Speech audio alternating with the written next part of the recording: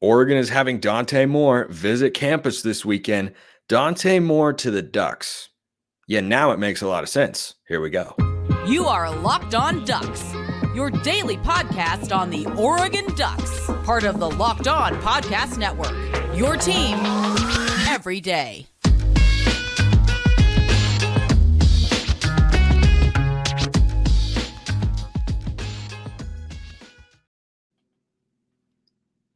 Yes, it is that time once again for Locked On Ducks. I'm your host, Spencer McLaughlin. Thank you so much for making this your first listen or your first view of the day, part of the Locked On Podcast Network, your team every day, and your number one source to stay up to date with the Ducks. If you have not already, like, comment, subscribe, rate, review, please and thank you wherever you listen to or watch this show, which today is brought to you by FanDuel. Make every moment more. Right now, new customers get $150 in bonus bets with any winning $5 moneyline bet. That's $150 if your team wins, including Oregon against Liberty, perhaps. Visit FanDuel.com/lockedon to get started. Dante Moore, some more quarterback talk with regards to Dillon Gabriel coming later in today's show. We've got Max Chadwick of PFF on today's program, because this is a program. Dan Lanning is operating as the head coach of a program. There's a distinct difference there, and there's a different spelling as well, as we're all aware of. But Dante Moore does right now make sense. Now, some people may remember that the day before the Pac-12 championship game, I remember from Las Vegas starting a little bit of a Twitter firestorm in my mentions. And it was a reminder of why my Twitter mentions are muted and why I don't get a buzz on my phone every time someone tags me, because it went on for several hours and was a rather spirited debate, which I'm here for. I'm absolutely here for.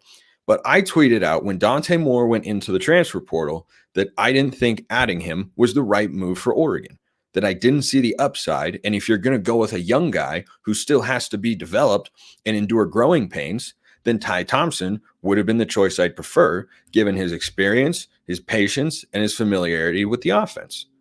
I stand by that take, by the way. However, that has changed with the addition of Dillon Gabriel, because that tweet and that conversation and opinion that I held and stand by was in the context of starting for Oregon in 2024.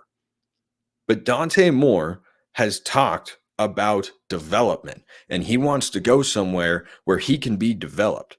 If he's willing to sit out a year and Oregon gets Dante Moore to have as the backup quarterback in 2024 to Dillon Gabriel, and then Moore starts in 2025, as much as I believe Austin Novosad has got starting potential, which I fully do, by the way, I think Moore has greater upside.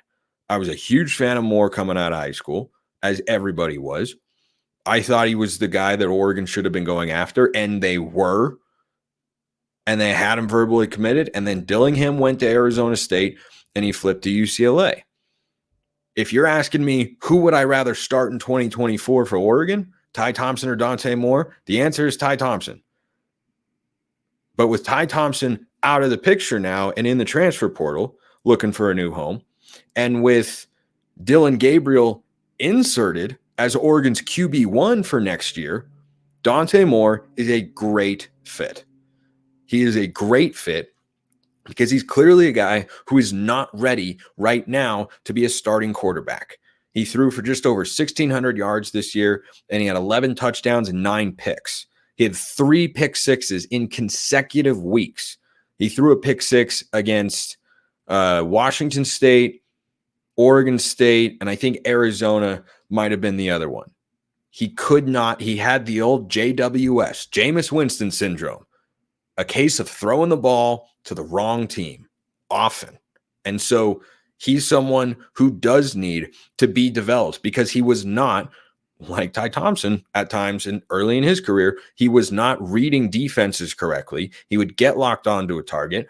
And one thing that Chip Kelly was often frustrated with him about on the sidelines was on, a 3rd and 9, or especially a key 4th down, he wouldn't throw the football. And Chip would say, dude, and he talked to him about it multiple times this year.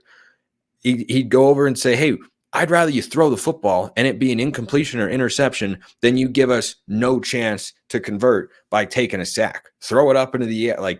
You got to find a way to get rid of the football. He has work to be done. But if he comes into Oregon and is sitting behind a sixth-year quarterback in Dillon Gabriel, in Will Stein's quarterback-friendly offense, whose ability to develop a signal caller has been well documented at this point, going back to his time at UTSA, to what he did with Bo Nix, to what he did with Ty Thompson from 2022 to 2023. Tangible examples of an ability to develop a quarterback and maximize his potential. I really believe in Will Stein's ability to do that once again if afforded the opportunity. Now, I have no idea what Will Stein's coaching aspirations are. If he puts up another season and Dillon Gabriel is, in the Heisman discussion, Will Stein might get some looks to be a head coach somewhere. Maybe. But you can't operate in that world. I think it's pretty clear right now he's going to remain in Oregon for 2024. And Dante Moore, being a backup quarterback who has some experience. So if called upon in a particular moment, it's not like you have to, like Ty in 2022, just hand the ball off 3 times in a row. You could throw it because he knows what to do. He doesn't know how to operate for all 4 quarters, but it's not as if he's never seen Division I college football in big moments against good teams. So I think that part of it works, and the development part of it works, because you've got an offensive coordinator / quarterback coach who clearly knows what he is doing. You have a veteran quarterback who you can learn from and grow in your own right, which he has stated is a priority of his. And then the opportunity to start in 2025 would be readily available. And do I think that Dante Moore has greater potential than Austin Novosad? I do.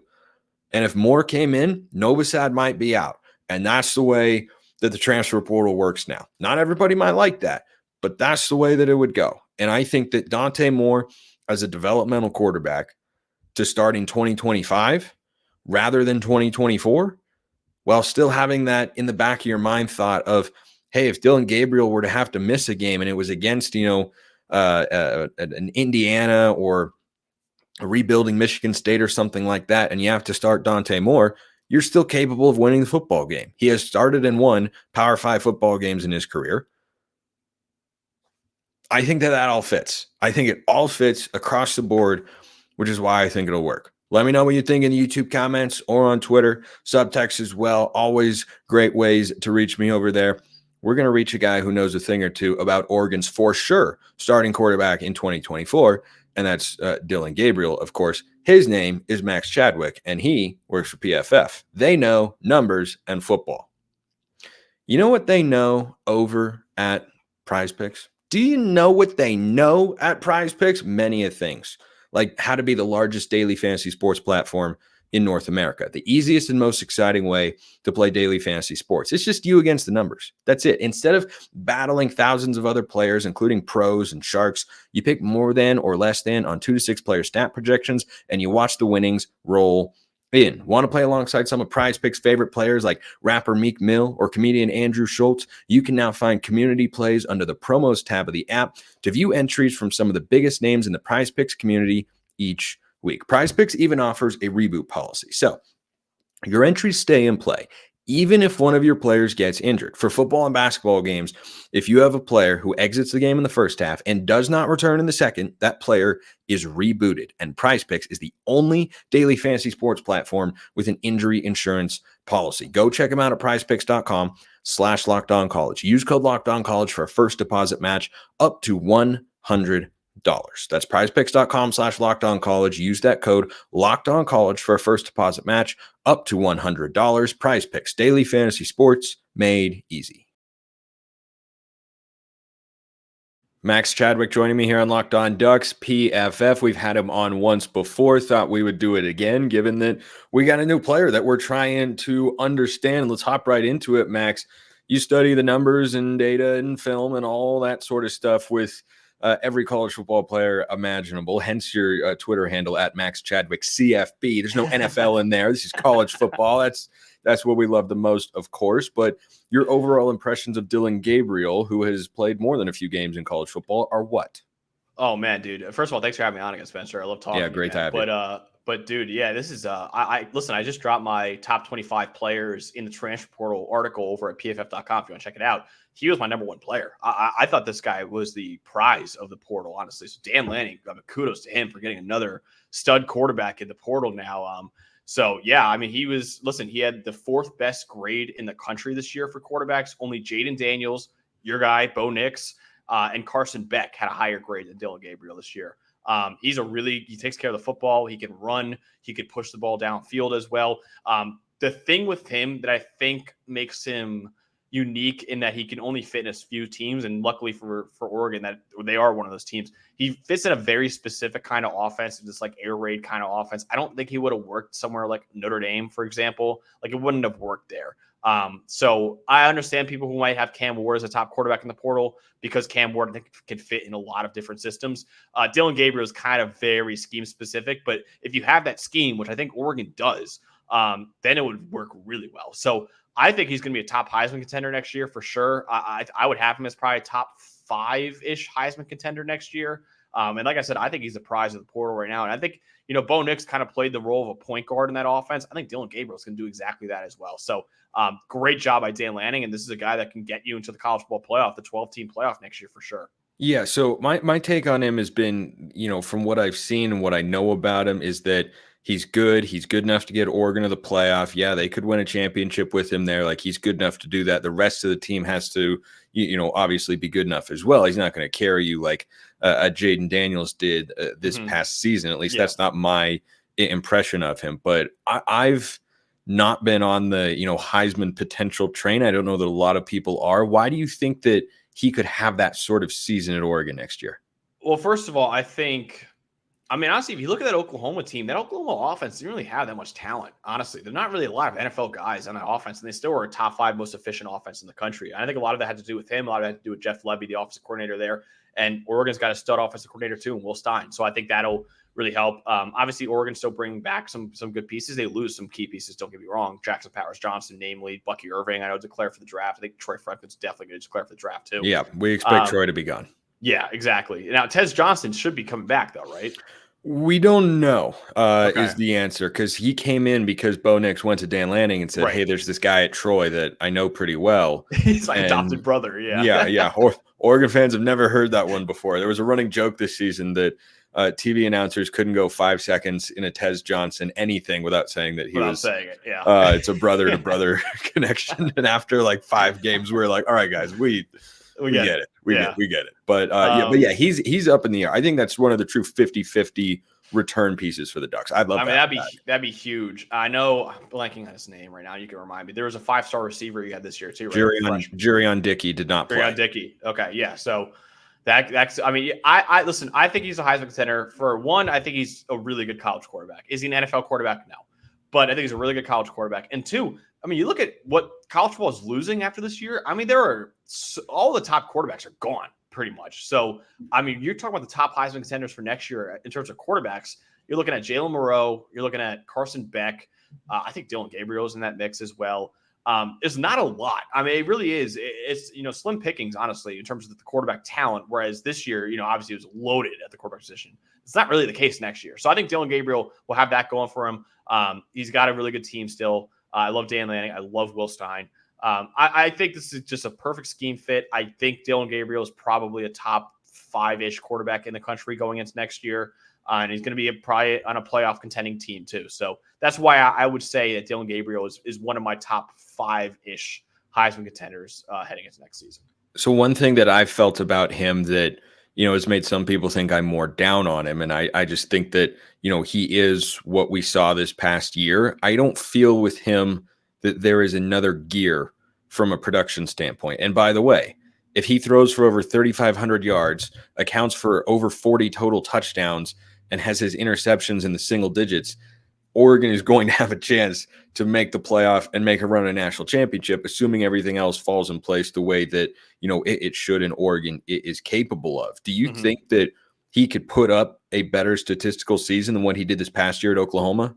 I think probably not, because one, obviously Oregon's losing a good amount of talent. And 2, you're playing in the Big Ten. You're not playing Big 12 defenses. So that's gonna be tough. But I think he could be. I still think he could be really good, though. I do. I really think he could be one of, if not the best quarterback in the Big Ten. I know we'll see about JJ McCarthy, whether or not he comes back. We'll see. Drew Adler, I think, from Penn State's really good too. But he's going to be up there for sure, man. I definitely think he could have a really good season. And like I said, he was great this past year for Oklahoma. 30 touchdowns, 6 interceptions, 3,600 yards, like you said. I think I really like Dillon Gabriel a lot. So I think we'll see similar numbers from him. Again, this is not it. I think the different gear is correct. This is what you see is what you're going to get in Dillon Gabriel. You're not going to get a guy who's going to radically become a new quarterback like Bo Nix did. Right. I think he's going to be – will he be as good as Bo Nix? Probably not.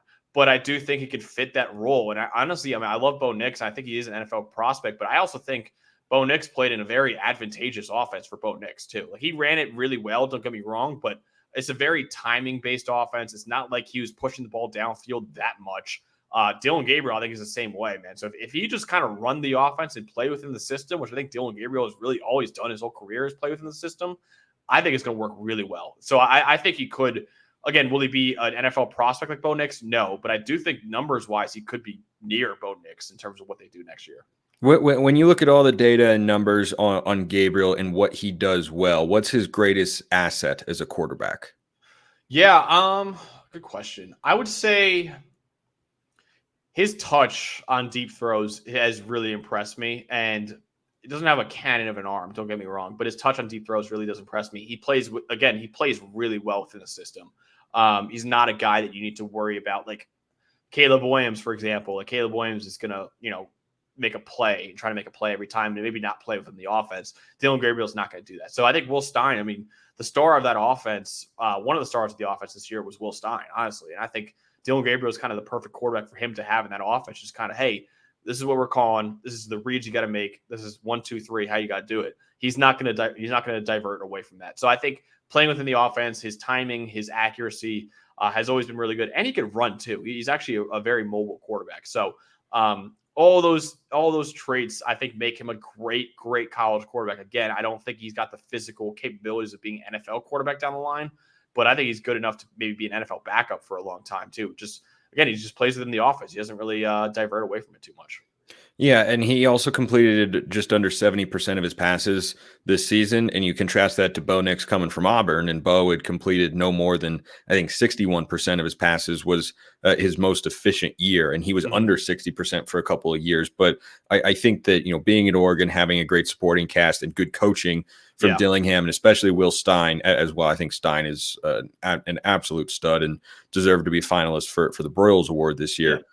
When you look at Dillon Gabriel, he's not a big guy. No. When you watch him, how does he navigate his way around that? Combined with the fact that, as you said, he has a good arm, but he does not have the biggest arm in the world. Yeah, I think his pocket maneuverability is really good. I think he doesn't take sacks at that high of a rate. I don't believe so. I think he's not a huge guy either. Like, I think he's like 6'1", I believe. He's listed at like 6 foot 5'11", but I look at him in the pocket and he looks like Russell Wilson. That looks like 5'9", 5'10". He probably is around 5'9", 5'10". I think the 6 foot whatever they're listed at is probably wrong. But again, he plays really well within the offense, and I think he maneuvers that by just it might be an issue if he is trying to get out in space and stuff like that, and but I don't think it's that issue with him. So I love Dillon Gabriel. I had him as a top player in the portal. He fits a very specific kind of offense, like I said, but Oregon runs that kind of offense, and Oregon's kind of looking for a point guard, and that's exactly what he is. So I think this will really, really work out for Oregon this upcoming season. Last thing for you, Max. When you look at Dillon Gabriel, you said you're a big fan of him, and I think Oregon fans are and will be as well. What's his biggest weakness? What's the one thing that might, bug Oregon fans from time to time, or, something that Oklahoma fans would look at and say, man, he didn't do X well consistently, or he needed to improve Y? What is it?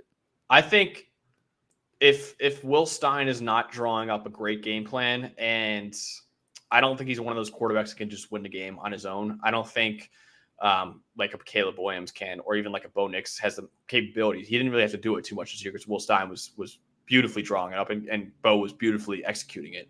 But I think it is more extreme with Dillon, where it's kind of like, okay, he's going to run your offense, and if it's not working, it's not going to work. So I think that's the problem, and why honestly why his NFL.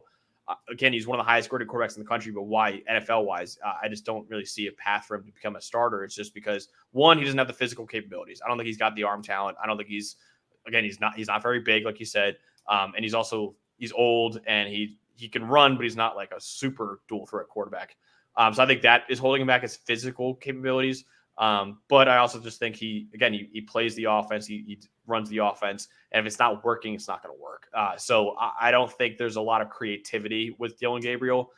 So Oregon fans might be a little upset with that if say the offensive line or the receivers are not getting open, the offensive line's not blocking well, or Will Stein is just having an off day as a play caller. That could be a problem, because I don't know if Dillon Gabriel can kind of save anything that goes wrong with the offense otherwise. Max Chadwick, PFF. You can catch him on X at Max Chadwick, CFB. Appreciate it. Great stuff.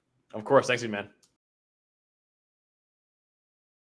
Great having Max back on the show. Love his insight. Love FanDuel as well. I love getting to the mailbag, which we'll in just a moment. But as the weather gets colder, the NFL offers stay hot on FanDuel. Right now, new customers get $150 in bonus bets with any winning $5 money line bet. That's $150 if your team wins. If you've been thinking about joining FanDuel, there's no better time to get in on the action. The app is super easy to use. There's a wide range of options, including spreads, player props, over-unders, and more. Visit FanDuel.com/lockedon, kick off the NFL season. You can get your college football gambling fix there as well, because Oregon in the Fiesta Bowl against Liberty, up to a 17.5-point favorite. Oh boy, is that a big, giant, fat number. The public loves Oregon, probably because Bo Nix has, decided to play in the football game of the NFL. It's mailbag time. I love me some mailbag. YouTube comments or Twitter. Great ways to get in touch with me. If you want to be a Locked On Ducks insider, you can go join the Locked On Ducks subtext community. Free 14-day trial. Then it's just $5 a month. You get all sorts of perks, one-on-one conversations, breaking news and reaction and insight and detailed thoughts and everything like that. And perhaps best of all, you get priority mailbag access. So we go there first. This came from subtext. Hey, Spencer, I got a question and then a hypothetical for the pod. First, I myself am super high on Luke Moga and the potential upside he has. That, of course, is Oregon's 2024 quarterback commit.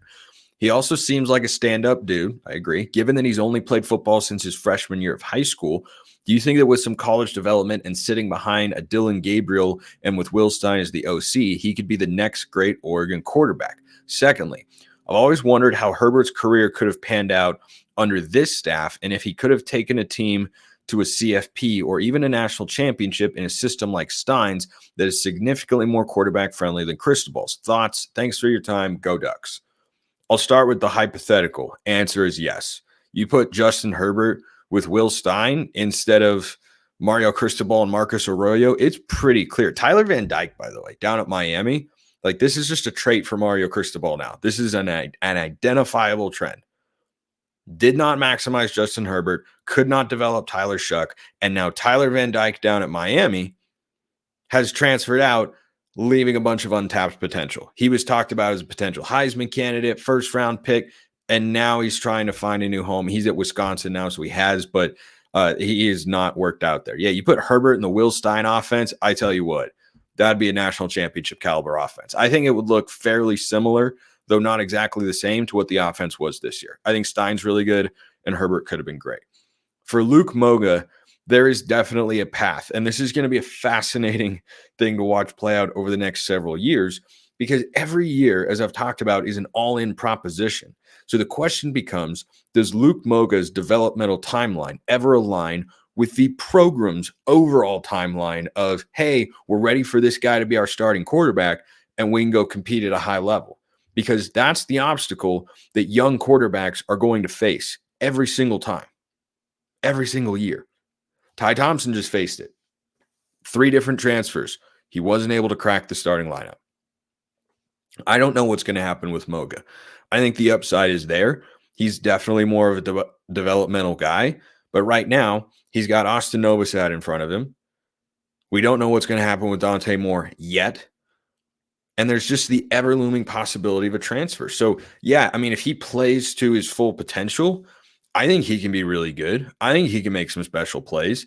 I don't think we have enough information about him yet to know whether or not he can be considered great, but can he be good enough to start and help Oregon win games? Yeah, 100%. I agree with that. What's that timeline, though? Your guess is as good as mine. Next question. This from Oregon XYZ. Ty has turned out to be yet another 5-star bust for Oregon. Spencer, can you name them all? Okay. I want to push back in the strongest possible terms on this particular notion that every 5-star Oregon recruits just doesn't work out, which is kind of the implication of the question. Is it not? I don't know if you meant it to be that way. It's certainly how it comes off. Here are Oregon's 5 stars all time. There have not been very many. There have been more than a few. There have been, to be exact, 15. 2 of whom, by the way, when you put Aiden Breland into the mix, have not taken a snap yet for the Ducks. And Breland, I think, would make 16. So they go like this. Kayvon Thibodeau. I'm going to let that hang out there for a sec. Justin Flo, Haloti Ngata, Jonathan Stewart, Noah Sewell, Cameron Colvin, DeAnthony Thomas, Josh Connerly, Eric Armstead, Canton. I'm not even going to try to pronounce his last name. He didn't work out. Thomas Tyner, Jurion Dickey, Lashe Seastrunk, Dante Manning, Elijah Rushing. Those are the 5 stars. And then Aiden Breland is not listed yet on 24/7 Sports. Those are the 5 stars that Oregon has had commit all time. And Thompson, depending on where you look, was a high 4, a 5-star, whatever. I consider him a 5-star. That's what he was, I think, when he committed to the Ducks.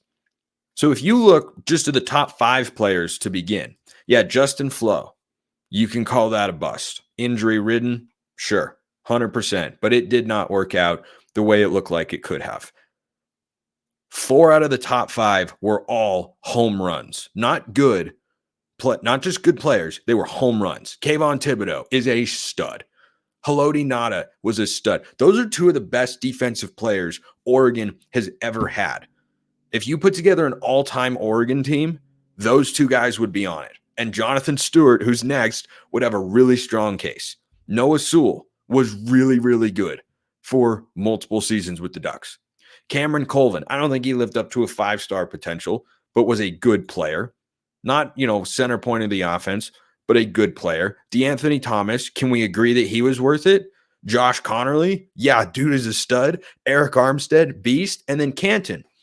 So of the 10 highest rated recruits that were 5 stars in Oregon history, I've got 3 busts.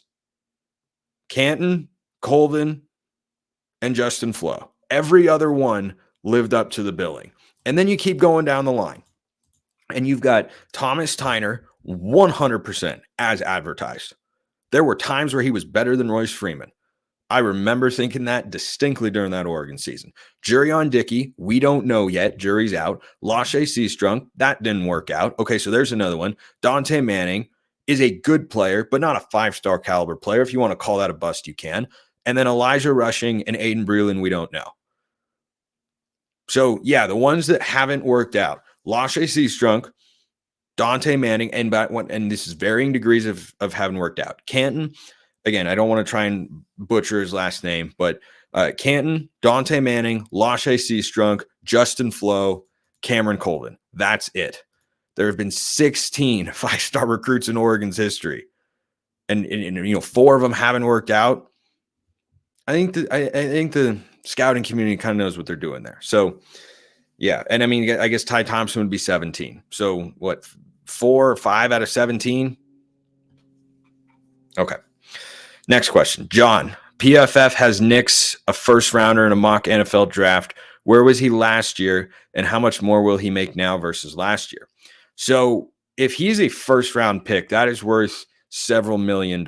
I don't know the exact amount. I think it depends on, the contract you negotiate, what team you go to, and everything like that. But yeah, he has made himself a significant amount of money from last year to this year. I think last year he was looking at maybe a 2nd or, more likely a 3rd-ish round grade in the NFL draft circles. He was not a 1st round pick last year.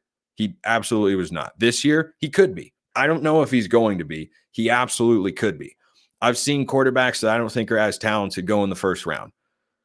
Kenny Pickett, most notably among them. Mac Jones, also among them. So if he's a first-round pick, you've made yourself an extra couple $1 million. The specific amount, again, I think varies based on the team, the contract that gets negotiated, and where you're selected, I think matters. But being in the first round versus the second is worth a considerable amount of money. It is in the millions of dollars. And I think that if he ends up being a first round pick, you got to see where he goes. I think if he goes to the right spot, he could succeed. If he goes to the wrong spot, it could be a Mariota situation, 100%. And by the way, while we're talking about Bo Nix, before I wrap up today's show, there's a story that Yogi Roth, it was kind of, parceled together on Twitter, but Yogi Roth was telling it, and so were Bo Nix's parents, about the Georgia game from last year. And I think that it is it's so well done. Yogi Roth is just a pro's pro and loves his job and always did a great job. I love listening to him on Pac-12 networks. I hope I get to keep hearing him call games somewhere because I think he is really passionate and genuine about what he does. I've had him on Locked On Pac-12 before. He's an awesome dude. So I like Yogi a lot, and I think a lot of people do. And I loved the story that he and the parents of Bo Nix were telling about the Georgia game. So Oregon goes to play Georgia, and everything goes as wrong as it possibly could. And Bo, after I think his first or second interception, went over the sideline, and the game was, out of hand already. And, Dan Lanning said that he told Bo, like, hey, I love you. I support you. We're going to be okay. Like, this is, almost as if he knew, like, what Kirby Smart had said, which is, yeah, Dan's not going to admit it, but we got better players, and they, can't really expect to win that game. I don't think Kirby said that. I know he said the part about the better players, which was absolutely true. And it turns out Dan Lanning was also right because Oregon has been pretty darn good since then. But Bo's parents were really worried about, how the fans were going to react at the game because Bo had thrown a couple interceptions. It was Bo picks all over again. And he was, they were worried about negative comments and fans turning on him, or, they talked about getting spit on or, some crap like that. But instead, the Oregon fans that he interacted with were just all positive with him. And they just said, hey, we believe in you, Bo. You'll be better next time, man. Like, we support you. Go Ducks. And it was much better told in the video. I'd encourage you to go find it. It's not that hard to find over on X. I thought it was fantastic. And just a great reminder for fans that your actions can absolutely matter with regards to these people that we love rooting for, who are kids. They are kids. They're still growing. They're still learning. They're still maturing. And, that seemed to have a profound impact on the Knicks family and Bo individually. And he turned out to be the best version of himself after that game, every game from there on out. So I think that that's just a great, great story and a really, really good reminder for, what the job of fans truly is. And that is to support the players even when things are not going as well as you'd like to, because the negative words can certainly have an impact, but the positive ones can make a great impact as well. Appreciate everyone listening. I'll see you next time. Have a wonderful rest of your day, and go Ducks.